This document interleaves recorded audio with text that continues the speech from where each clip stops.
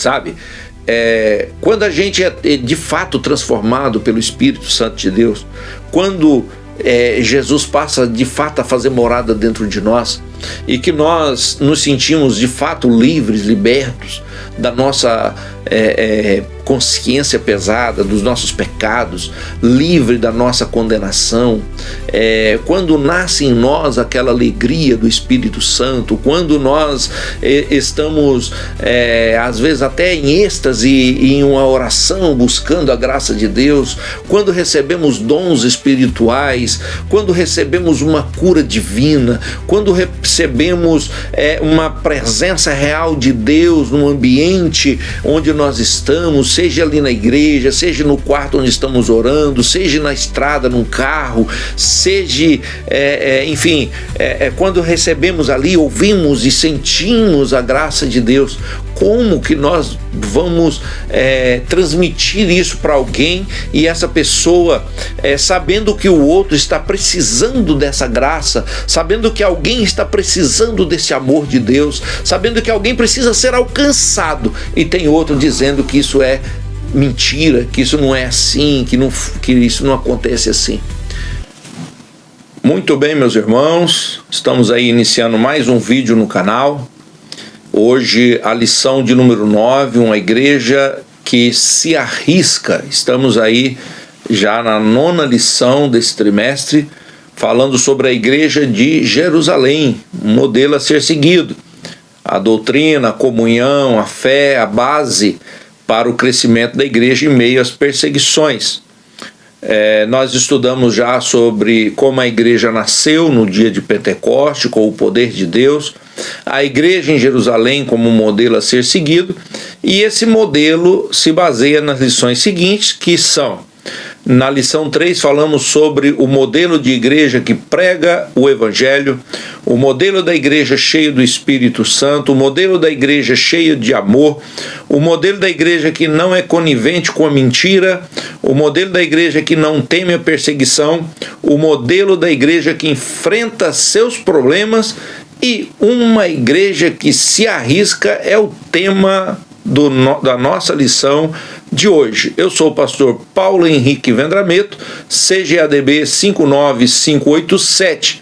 Antes de nós iniciarmos a aula, pedimos gentilmente que você se inscreva aí no canal, clique nesse sininho que tem aí no YouTube, para que você possa receber os nossos vídeos sempre que a gente gravar aqui, tá bom? Deixa seu joinha aí, compartilhe com alguém que se você achar que é necessário, e o seu comentário é muito importante para nós, tá bom? Fazemos questão de responder e tirar a sua dúvida aí no canal, tá bom? Muito bem, a aula de hoje nós estamos falando sobre a igreja que se arrisca, e o texto base está em Atos dos Apóstolos, capítulo 6, versículo 8 a 15, e capítulo 7, versículos 54 a 60, que diz assim: E Estevão, cheio de fé e de poder, fazia prodígios e grandes sinais entre o povo. E levantaram-se alguns que eram da sinagoga chamada dos libertos, e dos sirineus, e dos alexandrinos, e dos que eram da cidade de Sicília e da Ásia, e disputavam com Estevão. E não podiam resistir à sabedoria e ao espírito com que falava. Então subordinaram os homens para que dissessem: ouvimos-lhes proferir palavras de blasfêmia contra Moisés e contra Deus. E excitando o povo, os anciões e os escribas, e investindo com eles, o arrebataram e o levaram ao conselho. E apresentaram falsas testemunhas que diziam: Este homem não cessa de proferir palavras de blasfêmias contra este santo lugar e a lei. Porque nós lhe ouvimos dizer que esse Jesus Nazareno há de destruir este lugar e mudar os costumes que Moisés nos deu. Então todos os que estavam sentados no conselho, fixando os olhos nele, viram o seu rosto como o rosto de um anjo, capítulo 7, versos 54 a 60, diz assim: e ouvindo eles isto, enfureciam-se em seu coração e rangiam os dentes contra ele. Mas ele, estando cheio do Espírito Santo e fixando os olhos no céu, viu a glória de Deus e Jesus, que estava sentado à direita de Deus. E disse: eis que vejo os céus abertos e o Filho do Homem que está em pé à mão direita de Deus. Mas eles gritaram com grande voz, taparam os ouvidos e arremeteram unânimes contra ele, e expulsando-o da cidade, o apedrejaram. E as testemunhas depuseram as suas vestes aos pés de um jovem chamado Saulo, e apedrejaram Estevão, que em invocação dizia: Senhor Jesus, recebe o meu espírito. E pondo-se de joelho, clamou em grande voz: Senhor, não lhes imputes esse pecado. E tendo dito isto, adormeceu. Bom, pela leitura a gente pode perceber que hoje nós vamos, na lição de hoje, nós vamos conhecer um pouquinho sobre a vida de Estevão, né? Um dos 7 que foi escolhido para aquele trabalho de diaconia que nós falamos na aula passada. Quando a gente vai discorrendo o livro de Atos dos Apóstolos, a gente vai perceber que Estevão foi uma pessoa realmente extraordinária, uma pessoa realmente de grande fé, cheio do Espírito Santo e de sabedoria, um cristão verdadeiramente autêntico e destemido, é um modelo para qualquer um de nós seguirmos. Nós vamos observar que a perseguição de Estevão e seu consequente martírio, sua morte, marcaram um momento decisivo na história da igreja. Foi a partir desse momento que a igreja passou a cumprir aquilo que estava lá em Atos dos Apóstolos 1 e 8. Atos 8 e 1 marca o início do cumprimento daquilo que foi anunciado em Atos 1 e 8, né? Que é ide por todo o mundo. Por enquanto, eles estavam somente em Jerusalém, e com a morte de Estevão, a igreja então resolve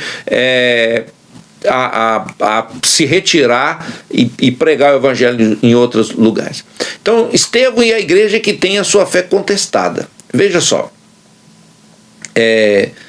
Em Atos 6 e 7, a gente vai aprender com Estevão que a fé cristã, nós até já falamos isso em outras oportunidades, ela é sempre questionada. Porque a fé cristã, ela é um baluarte. A fé cristã, ela não se ajusta conforme a necessidade do povo. A fé cristã que nós professamos, ela é a verdade. Então, como verdade, ela não tem como ser ajustada. Ela é a verdade pura. Não tem como ajustar ou corrigir alguma coisa e melhorar alguma coisa.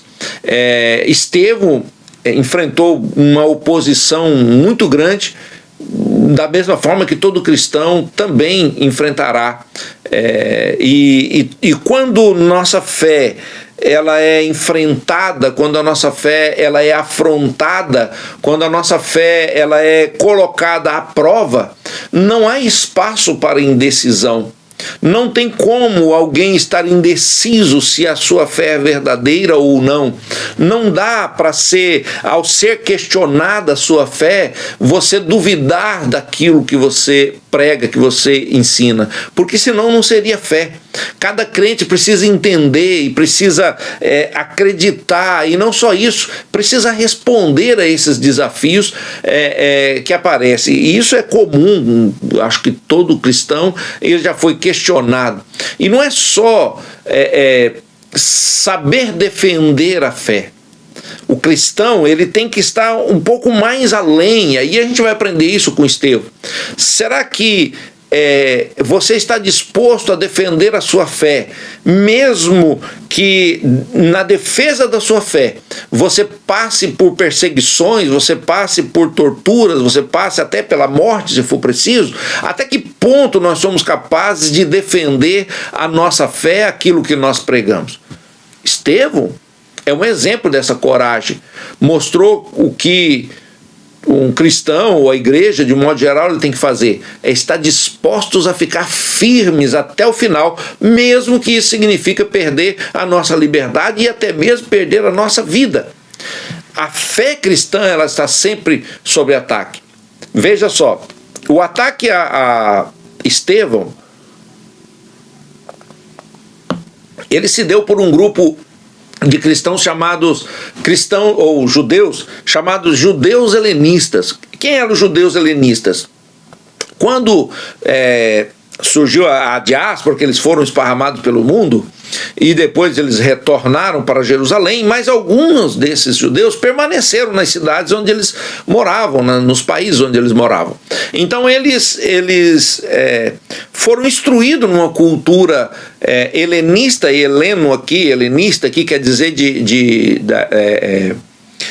Grécia, né? Grego. Eles falavam a língua grega, foram instruídos na língua grega, e eles começaram então a questionar aquilo que Estevão fazia. A cultura grega, ela tinha como base a filosofia, transformar o homem no centro do universo, colocar o homem como o centro do saber, do conhecer, da busca pelo grande conhecimento. Então era comum que os gregos fossem pessoas questionadoras, pessoas que duvidassem de tudo aquilo que era falado.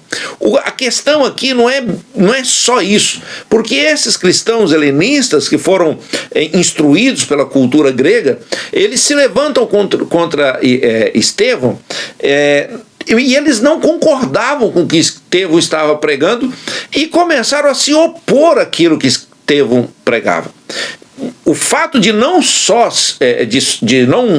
concordar, até aí tudo bem, eu não concordo, questiono, faço meus apontamentos, e de repente eu posso ser convencido ao contrário daquilo que eu falo. Mas quando eu me coloco em oposição, eu não aceito o que a outra pessoa fala. E é isso que acontece aqui. E o que é interessante que essas pessoas começaram a fazer oposição a Estevão. Eles começaram a fazer oposição a Estevão depois que Estevão, a Bíblia diz em Atos 6 e 8, que Estevão fez prodígios e grandes sinais entre o povo, e eles discordaram disso. Olha só que interessante, porque o verbo levantar aqui, que eles se levantaram contra Estevão, é o mesmo verbo usado por Marcos quando ele diz que testemunhas falsas se levantaram para acusar Jesus lá no templo. Lembra? Olha, foi contratada aquelas testemunhas que chegaram a falar: nós ouvimos ele falar aí que vai destruir o templo, que vai acabar com tudo aqui. Esse é o mesmo contexto. E quando a gente observa essa situação, a gente vê que eles não tinha como questionar os sinais, os prodígios, as coisas que foram feitas, a não ser que fossem falsas essas testemunhas, essas acusações. Cristo, como nós já falamos, foi atacado no seu ministério terreno. E agora, esse mesmo ciclo, ele continuou com os seus discípulos, com os seus apóstolos, chegando agora a Estevão. A fé cristã, ela sempre vai ser um alvo de ataque do inimigo. Se a igreja ela é verdadeiramente cristã, sempre haverá em algum lugar um levante. Seja fora da igreja, seja dentro da igreja, seja contra o ministério, seja dentro do ministério, seja entre irmãos, sempre haverá um levante. E nesse episódio a gente vai ver que o levante foi motivado por um motivo muito comum hoje: a inveja. A inveja porque aqueles religiosos, eles estavam percebendo que as suas sinagogas estavam esvaziando. Imagina, você tinha ali 20, 30, 40 pessoas numa sinagoga e de repente vem Estevão na praça e começa a pregar e fazer sinais e maravilhas e coisas extraordinárias, pessoas são curadas e coisas acontecendo, e o pessoal sai da sinagoga e vai ver Estevão. Então eles tinham que eliminar o Estevão. E é isso que muitas vezes acontece hoje na igreja. Quando a gente tem uma pessoa que é do mundo, está na droga, na prostituição, na bebedeira, está na traição, tudo enquanto é coisa que não presta, e essa pessoa se decide por vir a Cristo, essa pessoa então começa a mudar o seu comportamento e ele começa a rejeitar aquelas amizades. Aquelas amizades vão fazer de tudo para poder pegar aquela pessoa e arrastar ela de volta.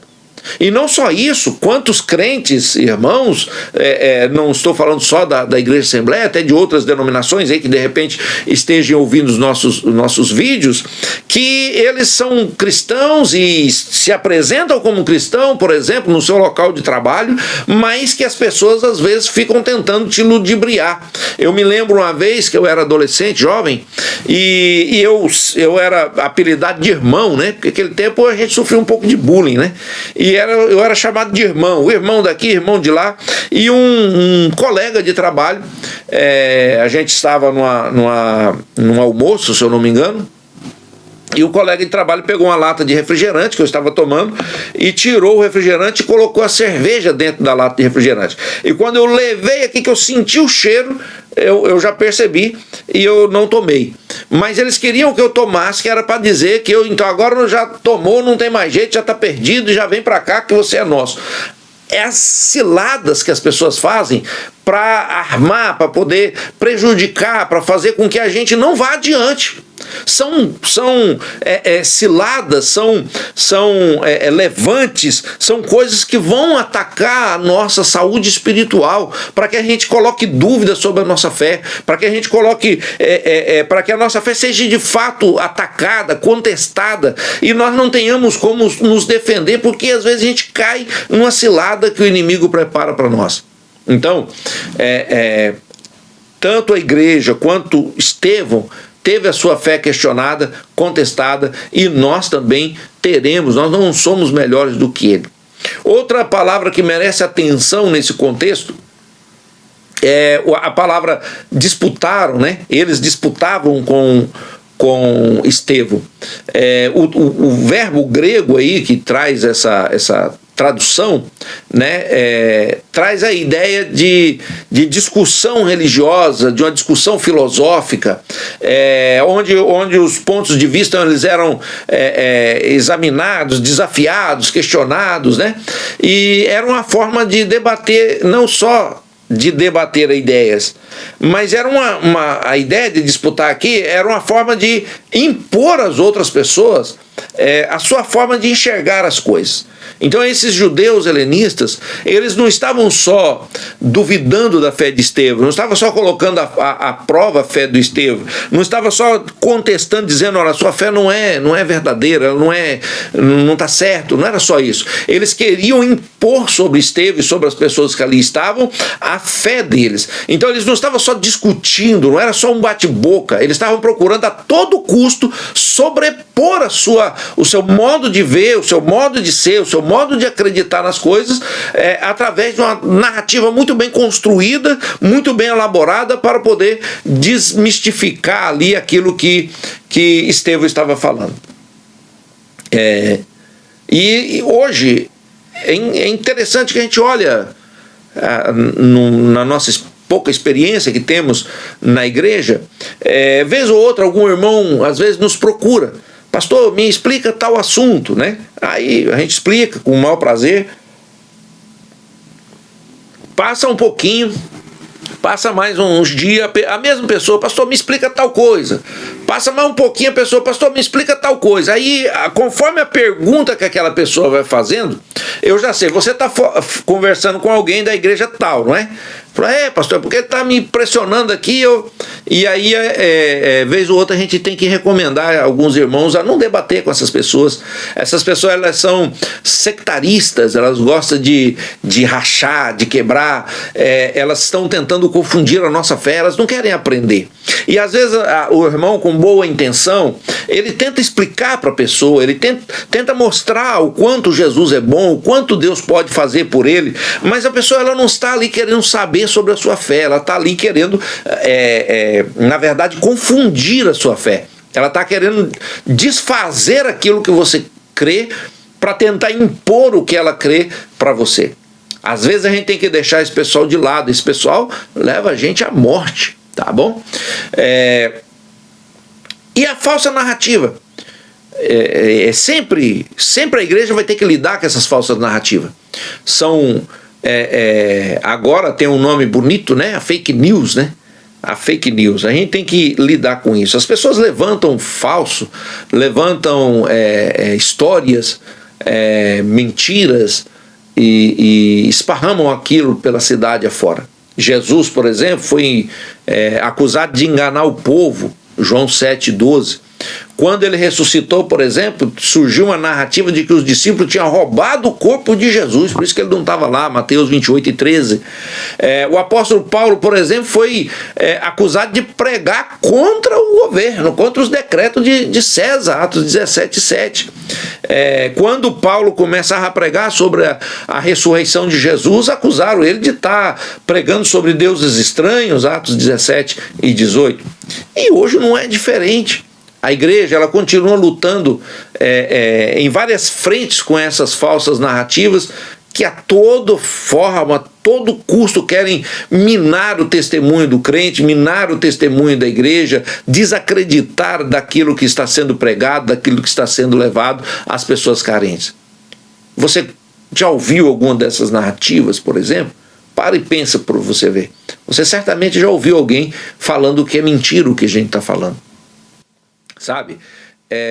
Quando a gente é de fato transformado pelo Espírito Santo de Deus, quando Jesus passa de fato a fazer morada dentro de nós e que nós nos sentimos de fato livres, libertos da nossa consciência pesada, dos nossos pecados, livre da nossa condenação, quando nasce em nós aquela alegria do Espírito Santo, quando nós estamos, às vezes até em êxtase e em uma oração, buscando a graça de Deus, quando recebemos dons espirituais, quando recebemos uma cura divina, quando recebemos uma presença real de Deus no ambiente onde nós estamos, seja ali na igreja, seja no quarto onde estamos orando, seja na estrada, num carro, seja, enfim, quando recebemos ali, ouvimos e sentimos a graça de Deus.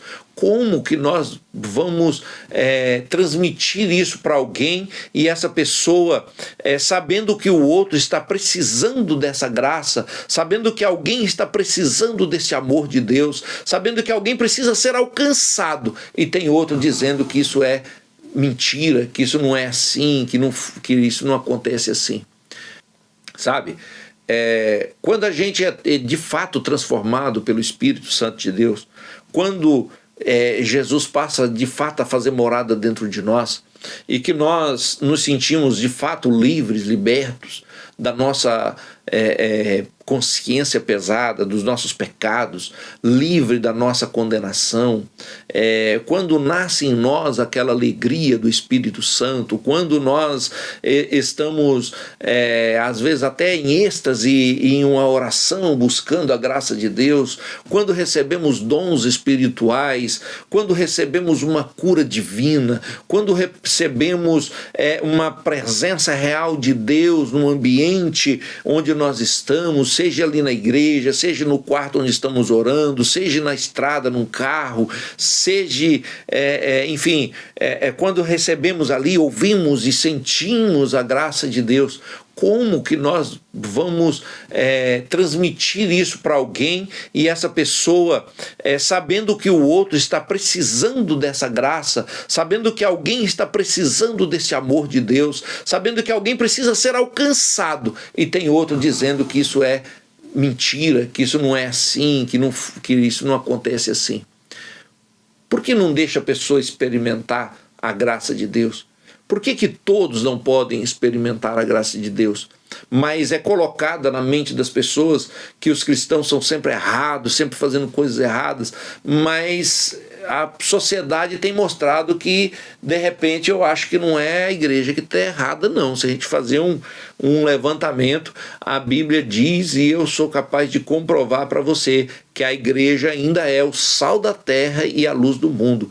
Ai, ai, ai desse mundo, o dia que a igreja for tirada daqui. Bom, Deus, na história do seu povo, estava defendendo a sua fé, e ele faz uma defesa no capítulo 7, apaixonada da sua fé, e ele começa a explicar a sua fé através da história do povo de Israel. Ele busca desde o começo a história do povo de Israel, mostrando ali que Deus sempre cumpriu a sua promessa, Deus sempre esteve presente, agiu na história do seu povo, e sempre mostrando um propósito principal